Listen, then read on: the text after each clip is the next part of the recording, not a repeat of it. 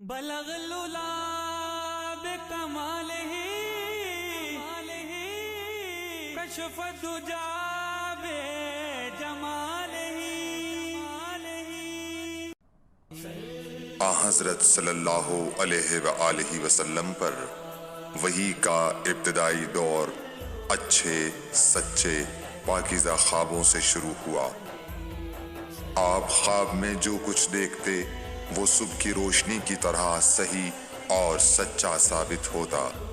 پھر من جانب قدرت آپ تنہائی پسند ہو گئے اور آپ نے غار حرا میں خلوت نشینی اختیار فرمائی اور کئی دن اور رات وہاں مسلسل عبادت اور یاد الہی و ذکر میں مشغول رہنے لگے۔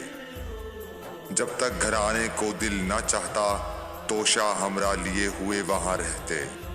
توشہ ختم ہونے پر ہی اہلیہ محترمہ حضرت خدیجہ رضی اللہ تعالی عنہا کے پاس تشریف لاتے اور کچھ توشہ ہمراہ لے کر پھر وہاں جا کر خلوت گزین ہو جاتے۔ یہی طریقہ جاری رہا یہاں تک کہ آپ پر حق منکشف ہو گیا اور آپ غار حرا ہی میں قیام پذیر تھے کہ اچانک حضرت جبرائیل علیہ السلام آپ کے پاس حاضر ہوئے اور کہنے لگے کہ اے محمد پڑھو۔ آپ فرماتے ہیں کہ میں نے کہا کہ میں پڑھنا نہیں جانتا۔ آپ صلی اللہ علیہ وسلم فرماتے ہیں کہ فرشتے نے مجھے پکڑ کر اتنے زور سے بھینچا کہ میری طاقت جواب دے گئی۔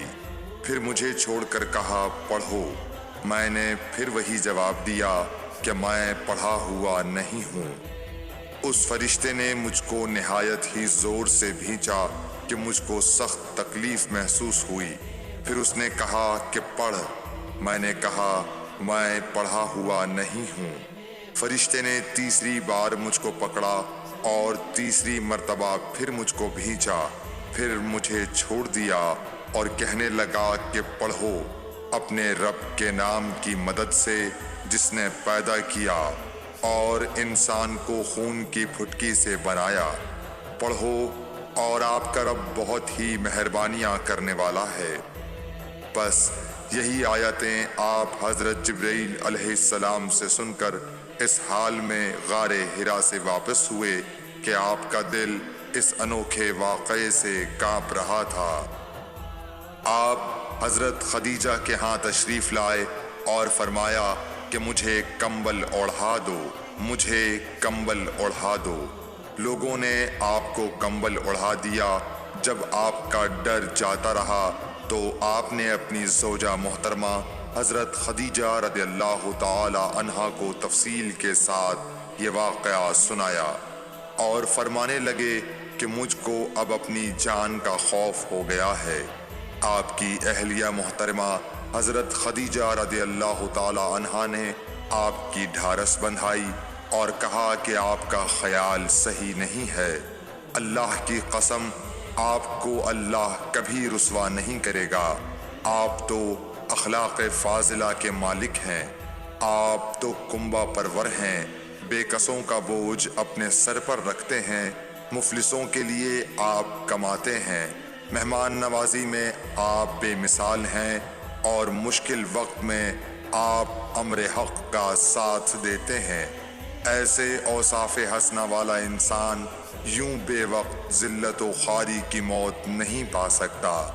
پھر مزید تسلی کے لیے حضرت خدیجہ رضی اللہ تعالی عنہا آپ کو ورقہ بن نوفل کے پاس لے گئیں جو ان کے چچا زاد بھائی تھے اور زمانہ جاہلیت میں نصرانی مذہب اختیار کر چکے تھے اور عبرانی زبان کے کاتب تھے۔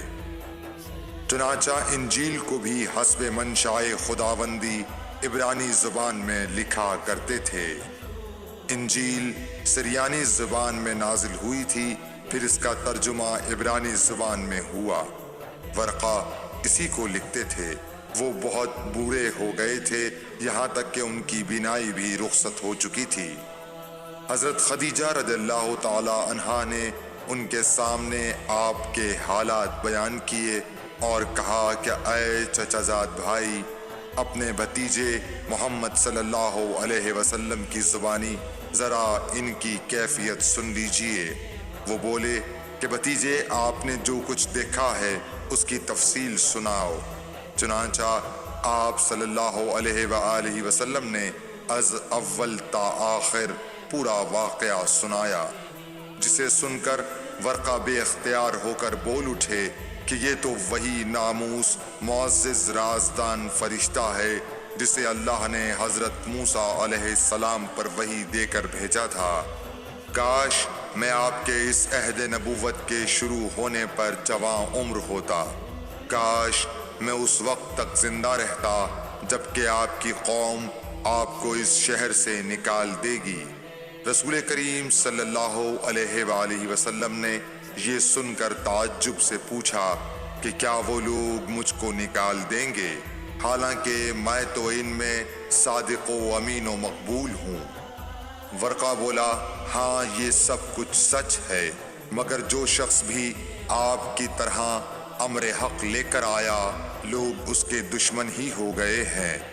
اگر مجھے آپ کی نبوت کا وہ زمانہ مل جائے تو میں آپ کی پوری مدد کروں گا، مگر ورقہ کچھ دنوں کے بعد انتقال کر گئے، پھر کچھ عرصے تک وحی کی آمد موقوف رہی۔